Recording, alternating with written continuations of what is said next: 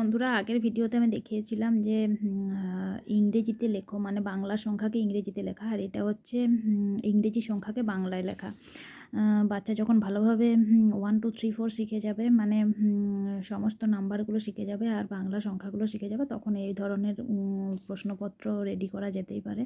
বাচ্চা খুশি মনে করবে। তো 1 মানে হলো 1, বারবার বলতে হবে। 1 5 15 মানে 1 মানে 1, 5 মানে 5, মানে হলো 1 10 5 15।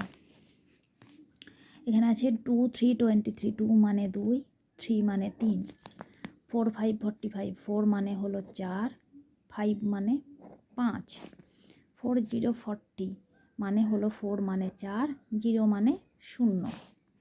আর এখানে আছে 9 8, 9 মানে 9, 8 মানে 8। আর এখানে আছে 6 7, 6 মানে 6, 7 মানে 7।